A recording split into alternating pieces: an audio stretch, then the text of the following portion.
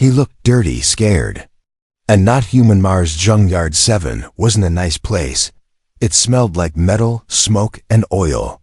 Old machines, broken ships, and piles of wires lay everywhere.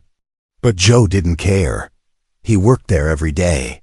He was strong, quiet, and liked machines more than people. One dusty red morning, while walking between scrap piles, Joe heard something. A small sound, like breathing. But shaky, scared. He stopped. The sound came from behind an old space pod. Joe walked slowly. He picked up a heavy wrench, just in case. "Hey," he said. "Who's there?" Silence. He stepped closer and pulled the metal door open.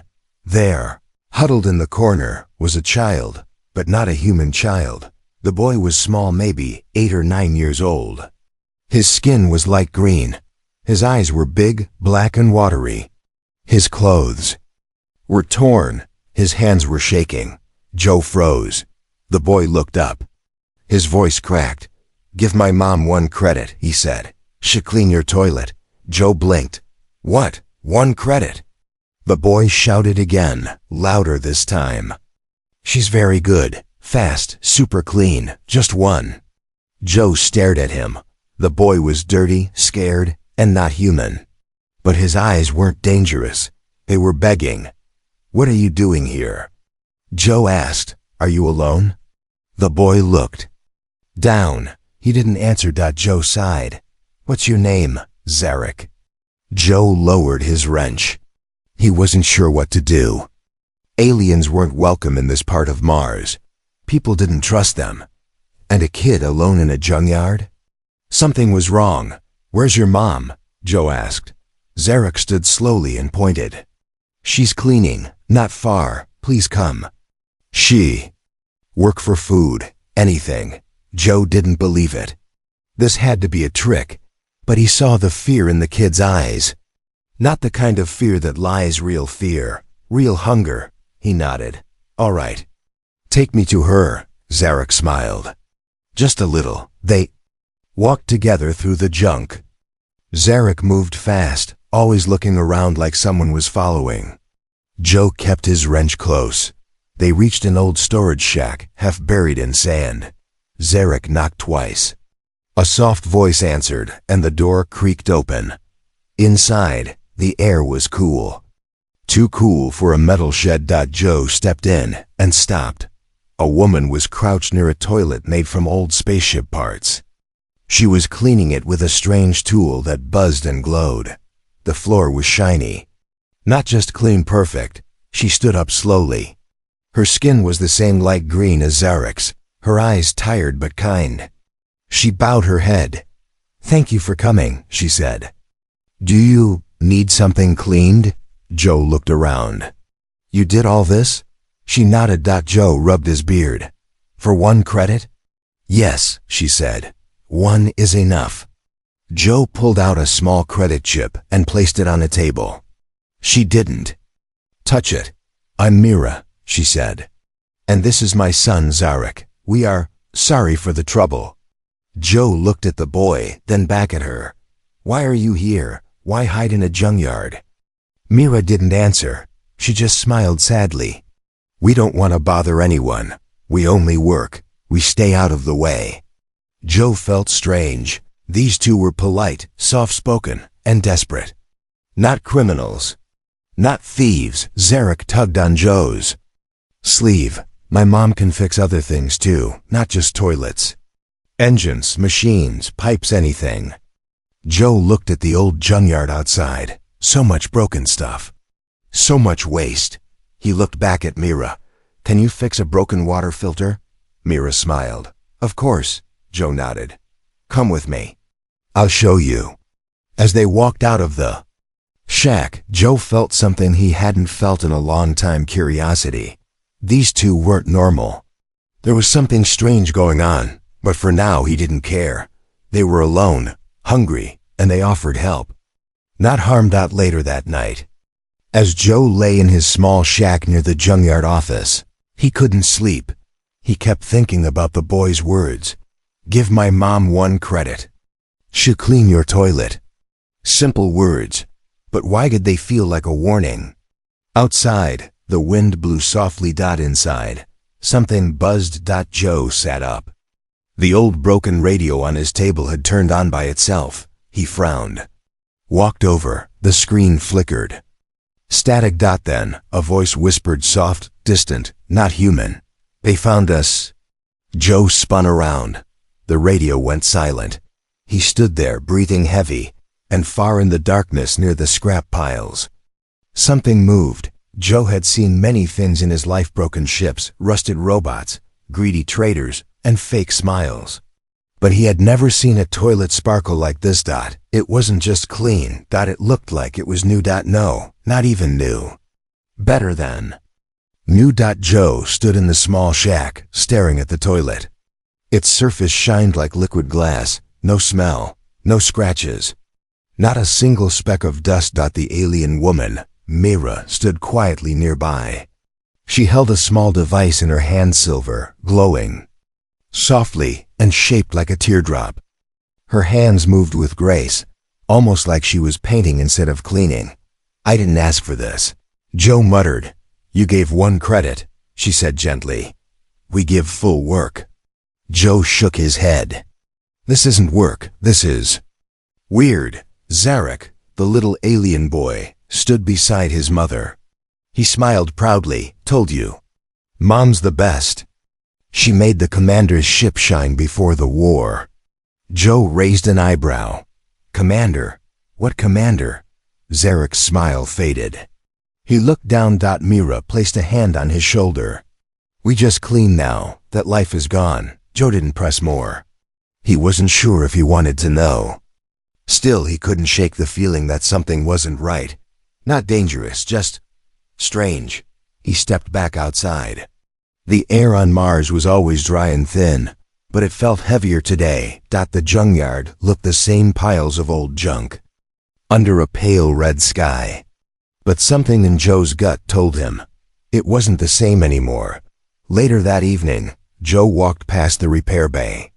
He stopped. The broken oxygen tank that sat there for 2 weeks was no longer leaking. He hadn't touched it.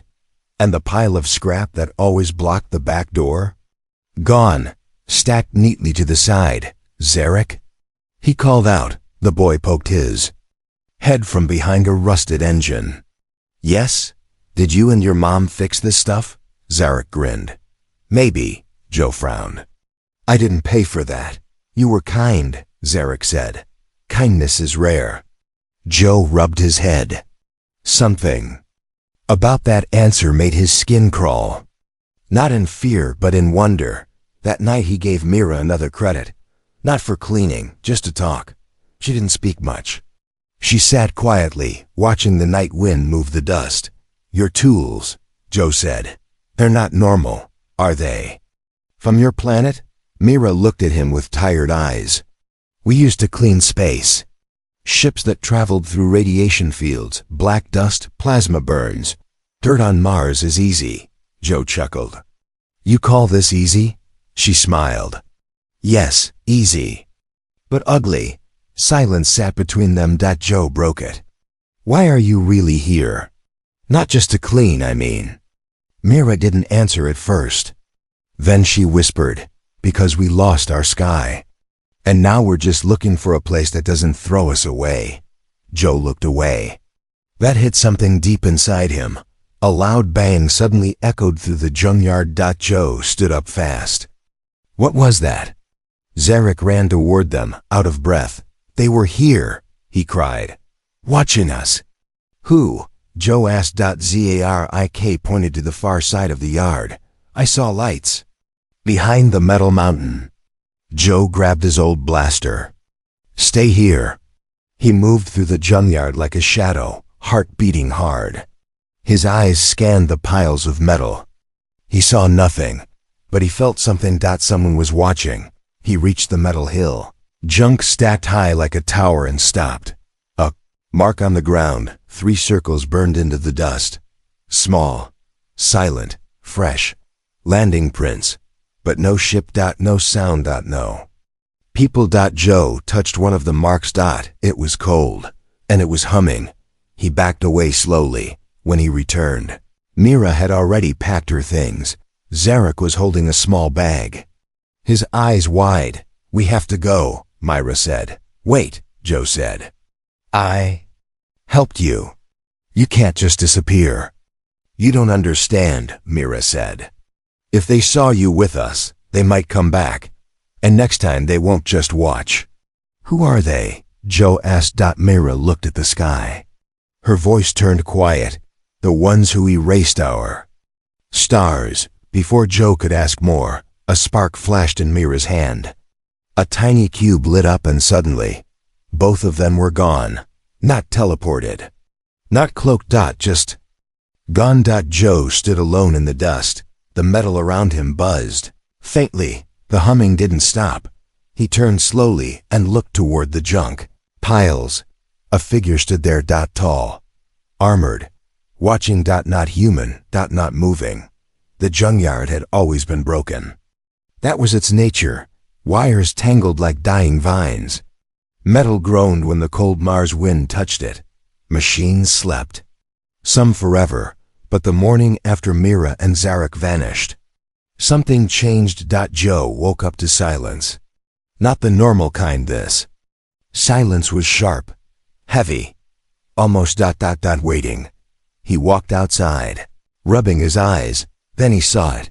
The old loader bot, dead for 2 years, was standing upright. Its lights blinked softly. Its arms moved slowly, testing motion like waking from a long dream. Joe froze. He hadn't fixed it. No one had. The loader turned, its camera lens locking on Joe. Then it spoke in a low robotic voice. "Filter system operational. Ready for work." Joe dropped his coffee. What the hell? He walked to the bot, checked the wires, the fuel core, the logic chip, all working, but they weren't. Yesterday. And then he noticed something stranger. The wires had been stitched back together. Not with solder, but with something smooth, almost organic. Like the metal had healed itself. Joe's heartbeat quickened. He checked the control panel of the broken fuel pump. Working. He checked the battery recycler. Clean. Functional. This wasn't repair. This was restoration. Like the junkyard had grown new skin overnight. Inside the shack, Joe found something on his work table. A silver shard. Small. Cold. Humming. It wasn't there. Yesterday. He touched it, and his fingers tingled. His skin itched, then warmed. Images flickered in his mind. Mira's tool, Zarek's glowing eyes. A machine floating in space, shaped like a flower. Then a scream. Joe pulled his hand away. His breath was shaking. What the hell is going on? 3 hours later, the colony chief came by. "What's this I hear? About your junk fixing itself?" The man laughed. Joe didn't laugh. He showed him the loader bot, the fuel pump, the silver shard. The chief stopped smiling. "We'll need to report this," he said. "Anything alien must be logged." Joe shook his head. "It's not hurting anyone. It's helping." "Helping?" The chief said. "You think alien tools just fall from the sky and make repairs out of kindness?" Joe didn't answer. He watched the chief leave, already calling someone on his cum-link. Trouble was coming. Joe felt it. That night, the silver shard moved. He didn't touch it. It moved on its own, floated an inch above the table, spun slowly, glowed brighter. Then it clicked. A map. A projection. Lines and stars danced in the air. Joe stepped back. At the center of the glowing map, a red dot. The junkyard. Around it, blinking circles getting closer. He didn't know alien tech, but he knew a tracking signal when he saw one. An hour later, the boy returned. Zarik. He appeared like fog, soft, sudden, silent. Joe didn't ask how. "Why'd you come back?" Joe asked. "They're coming," Zarek said. "Not to help, to erase." "Erase what?" "Us, and now maybe you too." Joe felt cold. Zarik walked over to the loader bot and placed a hand on it. The bot beeped, gently. "They don't like when we help humans. Zarek said. They think your kind is weak. You think with fists and fear, not with care, Joe scoffed. Some of us think with reason. Zarek looked at him. You gave us a credit. That was more reason than anyone else gave. Joe crossed his arms. What do they want? They want to end the spark, Zarek whispered. The spark that fixes. The spark that heals. My mother carries it, and now so does this place. Joe stared at the loader bot, the fuel pump, the humming silver shard. They'll come for it, Zarek said. For her, for all of it. When? Zarek looked up. The sky was red, but now it had 3 black dots moving across it. Small ships, silent. They're already here, he said. Suddenly, a loud alarm echoed through the junkyard. Joe's fence sensors were tripped. He ran to the edge of the yard, holding his blaster. Nothing. Then, from the shadows, a shape emerged. Not a ship. Not a robot. A man, but not quite. His eyes were silver. His body moved like liquid steel. His voice echoed without speaking. Surrender the seed. Joe raised his blaster. What seed? The figure tilted its head. The woman, the spark, the child. You have taken in the broken. Now you break with them. Then it faded into the air. Vanished. Joe stood alone. Zarek stepped beside him. They know your face now, he said. You helped us. That means you're part of it. Part of what? Joe whispered. Zarek looked at him, eyes glowing. Part of the repair. The night was still. Too still. No machines buzzed. No winds howled. Even the sand had stopped moving. It was like the planet itself was holding its breath. Joe stood at the edge of the junkyard, watching the stars. Or trying to, because something strange was happening up there. The stars were fading. One by one. Covered. Not by clouds. By shapes. Dark. Silent. Slow. Zarek sat beside him on an old crate. Knees pulled to his chest. They're here, the boy said softly. Joe didn't answer. He was thinking. But not like an engineer this time. He was thinking like a human who'd just seen something bigger than war. Bigger than aliens. Something older. Earlier that day, Joe had tried to understand what was going on. He had asked Zarek straight, Who's following you? Why are they chasing your mom? Zarek hadn't looked at him. Instead, he picked up a broken circuit board and ran his fingers across the cracks. The board started fixing itself. Tiny lights blinked on. She was part of something before. He said, before we ran, she worked on living tech. Machines that grow, that heal, that remember. Like that silver shard? Joe asked. Zarek nodded. Yes, but they don't want machines to remember. They want them to obey. Joe frowned. Who are they? Zarek's voice turned cold. The silence. Joe blinked. The what? They are not a species, Zarek said. They are an idea, a program. A shadow that eats sound, light, thought. Joe didn't understand. Are they machines? No, Zarek said. They were born from machines. But they left the rules behind. Now they erase things that don't fit. Like your mother? Joe asked. Zarek nodded. Joe looked away. And like me, because I helped. You didn't. Just help, the boy said. You saw us, you believed. That's dangerous to them. Later that evening, Mira returned. She walked into the junkyard like the wind. Calm, quiet, carrying something wrapped in black cloth. Joe stared at her. She looked different. Older somehow. Tired, but strong. You shouldn't be here, he said. I was never gone, she replied. I was hiding in the memory of the machines, watching, waiting. Joe had no idea what that meant. Mira unwrapped the cloth. Inside was something small, round, glowing softly. It looked like a heart made of crystalline wire. This is what they're after, she said. Joe stepped closer. The object pulsed. Like it was alive. What is it? Mira looked up at him.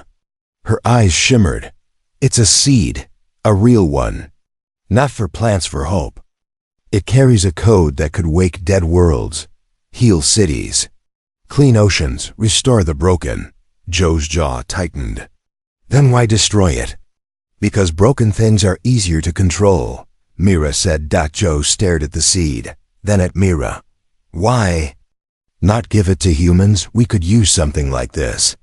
Mira's smile was sad. You could. But your leaders would lock it in a vault. Study it. Break it apart. Joe didn't argue. She wasn't wrong. That night, the sky began to hum, not with sound but with pressure. Like gravity was holding its breath. Joe walked to the tower of scrap near the fence. He looked up and saw them, 3 ships, but not like any ship he'd seen. They were silent. No lights, no trails. They looked like shadows that had decided to take shape, and in the center ship a flicker. A shape standing tall. Watching. Then a voice entered Joe's mind. No radio. No sound. Just thought. Give us the carrier. Mira stepped beside Joe, holding the seed in her hand. I am the carrier, she said aloud. Come take me. Joe grabbed her arm. No. Mira looked at him. This is not your fight.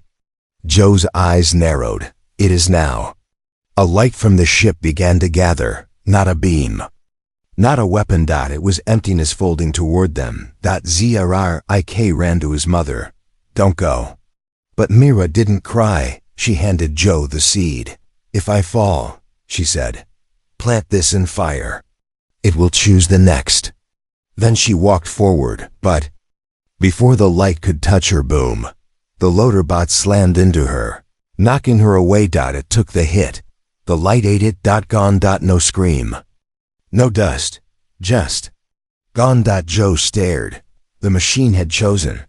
Zarek screamed. Myra held her son tight. Joe held the seed. And above them, the sky began to crack.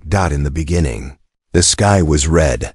Now it was breaking. Black lines, like giant cracks, spread above the junkyard. The clouds weren't moving anymore. They were being pulled apart, stretched by something invisible. Joe watched in silence. He had seen ship engines explode. He had seen men crushed by machines, but he had never seen the sky open. The ships were still up there, silent, black, waiting like spiders on glass. Joe gripped the seed tighter in his hands. It felt warm, alive, beating like a second heart. Zarek and Mira stood behind him, both quiet, both afraid. They're preparing to land, Mira said. They? Joe asked. She didn't answer. She didn't need to. The ground began to hum. From the far edge of the junkyard, 3 figures appeared. They didn't walk. They glided. Tall, armored, faces hidden behind smooth metal masks, eyes glowing white. They looked like statues. If statues could breathe. Joe took a step forward, aiming his blaster. You don't belong here. The lead figure tilted its head. No mouth moved, but a voice echoed, deep and dry. You have something that must not exist.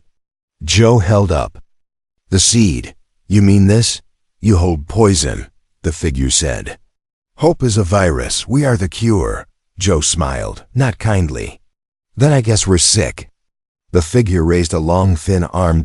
Suddenly every machine in the junkyard shut off. Lights blinked out. Engines died. Screens cracked. Even Joe's blaster hissed and went cold. They're nullifying tech. Mira whispered. Then we go old school. Joe growled. He dropped the blaster. And picked up a rusted metal pipe. Then the figures moved. Fast. Too fast. One charged toward Mira. Hand stretched to grab the seed. Joe stepped in, swung the pipe with everything he had. Crack. The figure stumbled back. Not hurt, but surprised. Joe had no powers. No weapons. Just will, and something about that bothered them. At that moment, the colony alarm rang out. Sirens wailed. Red lights blinked from towers. The workers from Sector 4, the same ones who called Joe Junk Man, ran in with tools and torches. One of them, a young woman named Emma, yelled, "He's one of us." "We fight," Another worker threw Joe a crowbar. For Mars. More people came, not soldiers, just humans. But they stood shoulder to shoulder. Joe grinned. Zarek looked amazed. They're helping? Joe glanced down at the boy. You helped me. That means we help you. The figures paused, confused. They had expected fear, weakness. Instead, they found humans with tools, fire, and anger. Then came the voice again, from the sky itself. Last warning. Give us the carrier. Mira stepped forward. I am not the carrier now, she said. The seed began to glow in Joe's hand. Light poured from it. Golden and warm. Machines around them flickered. And then started waking up again. But this time, they didn't just reboot. They evolved. Old loader. Bots stretched new limbs. Broken drones clicked back to life and hovered. The junkyard was no longer full of trash.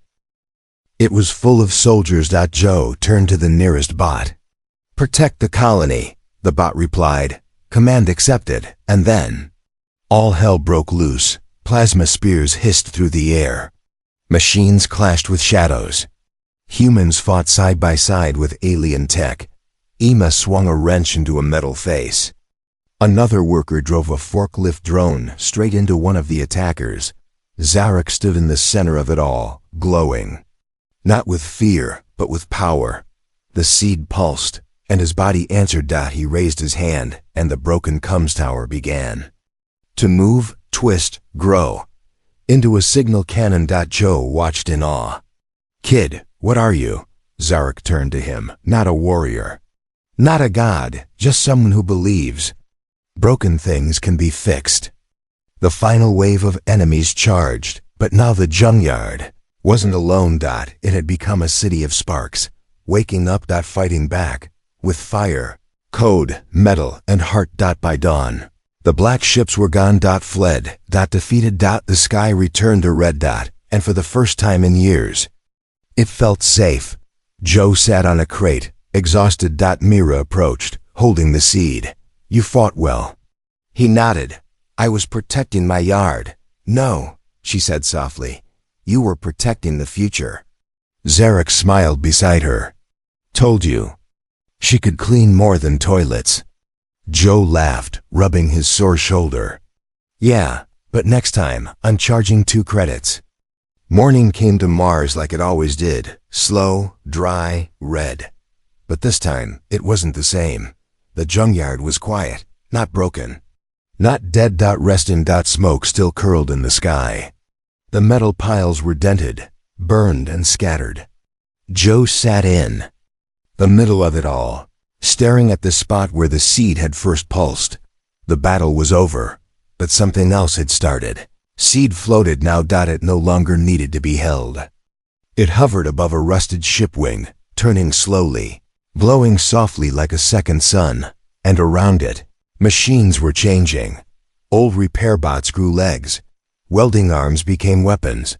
Torn satellite dishes reshaped into shields. Joe looked at it all. Amazed, exhausted, but awake. For the first time in years, he didn't feel like a junkman. He felt like a guardian. Mira stood beside him. Her robes covered in dust and ash. Zarek sat on the edge of an old engine, drawing patterns in the dirt. With glowing fingers. No one spoke for a while. Then Mira said quietly, You stopped them. Joe shook his head. We stopped them. You led, she said. That matters, Joe didn't reply. He looked around at the humans cleaning up debris. Welding, recharging bots. No one had run. They had stayed, fought, built. Zarek looked up. Mom, can we go now? Are we safe? Mira didn't answer. Joe answered for her. No, he said. You're not going anywhere. Not yet. By the end of the day, something new stood in the middle of the junkyard. A tower, tall, made from broken parts, now fused with living tech. It hummed. It reached for the sky. Joe called it the beacon. It's not a weapon, he explained to the colony chief. It's a signal, a message. To anyone out there who's running, hiding, or scared, The chief frowned. You're calling. More of them? Joe looked him in the eye. No, I'm letting them know they're not alone. That night, Mira walked alone through the yard. Joe found her standing beside the old toilet. She once cleaned. It was still spotless. She smiled. I never imagined this would be the center of a war, she said. Joe laughed softly. One credit changed everything. One credit, she repeated. And one choice, she turned to him. You didn't run. You helped us when you had nothing to gain. Joe shrugged. Wasn't planning on saving the galaxy. Just fixing my water filter. Mira stepped closer. The galaxy doesn't need saviors. It needs people who fix things. Later, Zara connected the beacon to the seed. For a moment, the entire junkyard glowed. Everyone stopped and watched. The machines lined up like soldiers. The broken pieces of Earth and alien tech joined together, not forced, but grown. The beacon sent a signal, not just data, but feeling. A pulse of safety, of rebuilding. Somewhere far in space, someone received it. 3 days later, ships arrived, but not to fight. To help. Small, quiet, not powerful. Refugees, lost travelers, hidden sparks, aliens who had escaped. The silence, humans who had been left behind.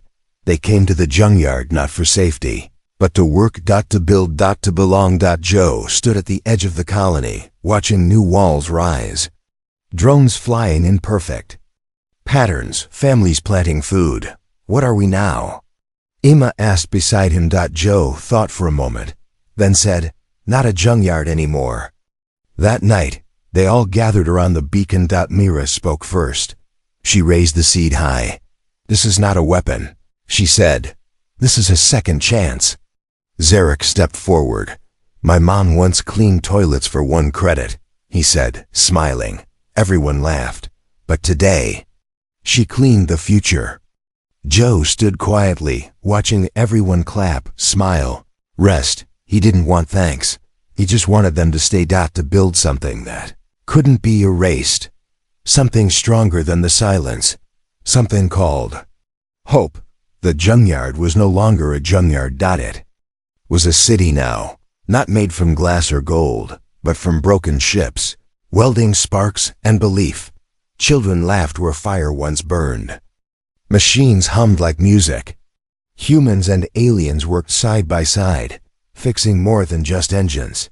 They were fixing each other. And above it all, the beacon glowed like a second sun, built from parts no one wanted, now carrying a signal the galaxy couldn't ignore. Zarik stood under it, staring into the sky. His eyes weren't glowing anymore. He didn't need them to. Now, the world listened when he spoke. Behind him, his mom Mira watched quietly.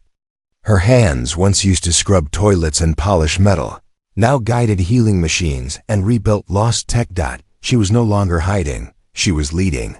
Joe leaned against a wall made of old solar panels, watching them both. His clothes were dusty. His arms were tired, but his heart was full, and in his hand was something small. A gift from Zarik. A silver badge with words burned into it. 1 credit. 1 future. He laughed softly. That kid's gonna start a religion if we're not careful. That evening, the clouds rolled in. Real clouds, not smoke. It started to rain. The first rain on this side of Mars in 14 years. People came out of their shelters, wide-eyed. Some reached up to feel it. Some cried. Machines paused. Even the beacon flickered like it was smiling. Joe didn't move. He just looked at the rain. Then Mira came and stood beside him. You see? She said. See what? This world, it was sick, not from poison, from loneliness, but now it remembers it can grow. Joe nodded slowly. Wasn't the war that changed it, he said. No, Myra whispered. It was kindness. But not everything was peaceful. Far above the clouds, something still watched. A remnant of the silence, not a ship, not a voice, just a black flicker in the void. It had seen what happened, and it did not understand. Why didn't fear win? Why did humans fight for strangers? Why was a toilet-cleaning alien now a leader of unity? The silence had no answer. It erased stars, broken cities, ended languages, but it could not erase this, hope born from a single choice. Back in the colony, Zarek was helping a little human girl fix a drone. She asked, "Why did your mom clean a toilet for just 1 credit?" Zarek smiled. "Because that's all she needed, not to get rich, just to stay free." The girl blinked. "That's not much." "It was enough," Zarek said. Then he looked at the drone and said something in his own language. The drone blinked and floated upward, spinning happily. The girl gasped, "You're magic." "No," Zarek said, "I'm not magic. I'm just repaired." That night, Joe made one last change. He walked to the edge of the city, where the old rusted gate once stood. He put up a new sign. It was made of scrap metal, bolted onto an old fuel tank. It said, "Welcome to Unity Yard. Broken things welcome." And below that, in small letters, "Give her 1 credit, she might clean your toilet. But give her trust, she clean your world." As he walked back into the city, the stars above began to appear. Not fading, not cracking, shining, real. Stars bright, hopeful. And somewhere, deep inside the rebuilt junkyard, the seed pulsed once. Then grew. Roots of light spread under the ground. Machines woke. Memories awakened. And a new message began broadcasting across the galaxy. "This is Earth Colony 7. We fix broken things. We help the ones no one helps. If you're scared, if you're lost, you're not alone. We're here. And we're not afraid of the dark."